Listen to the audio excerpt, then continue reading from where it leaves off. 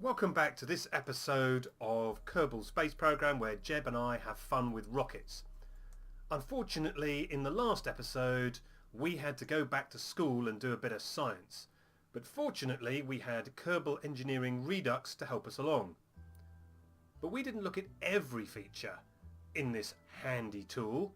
We mainly looked at this compact layout, which just gives us the critical information of delta V and thrust to weight ratio.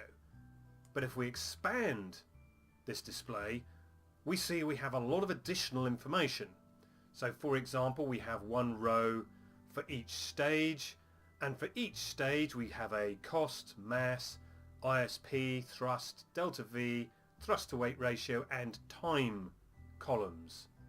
So for example, stage 0, which is our top stage, costs 1,262 funds, and a running total, because it's the top stage, is 1,262. Second stage down, stage 1, costs 8,450 funds to give a running total of 9,712, and so on. In a similar way, mass, we have the mass of the stage and the running total of the stage. Now notice that some stages add no cost and add no mass, so that's why there's no difference between those two stages. ISP is a measure of the efficiency of your engine in that stage. So obviously if a stage has no engine, it has no efficiency. A higher value is a more efficient engine than one with a lower value. So for example, the rocket motor is probably one of the most efficient in the game. It has an ISP of 220 when in the atmosphere, but 800 when it's in a vacuum. So this is a very good engine to be using when you're transferring from one body to another in a vacuum. Thrust is a measure of how powerful your engine is. Now we already know these solid fuel boosters are very powerful, and hence it has a much greater thrust than the liquid fuel engine we have in our next stage.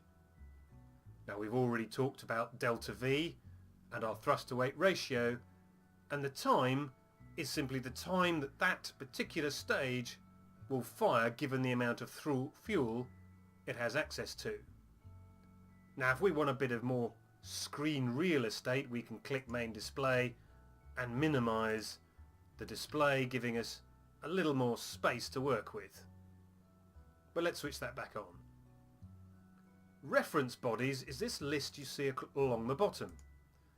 And that's quite handy if you want to simulate being on another planet.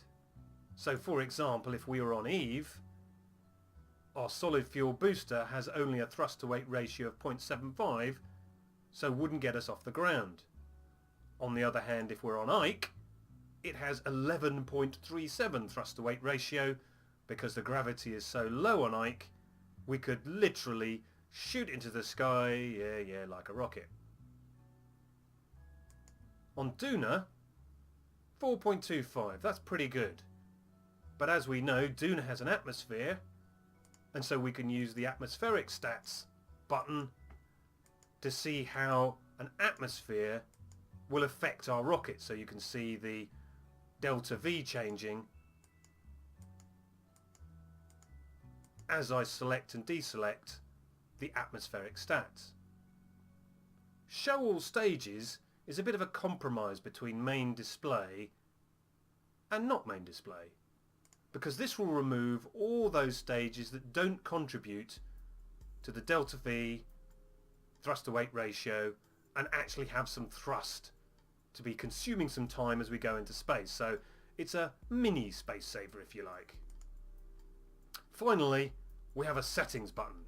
Now these settings are really for low-level code tweaks, as the name suggests, and you probably won't need to use any of them. And of course we know all about our compact button. So across these last two episodes we've seen how useful Kerbal Engineer Redux can be to build better rockets. So let's hope in the future I can benefit from it, because if you've seen my other series, you'll know I need it. Thank you very much for watching. Hope to see you again soon. Bye bye.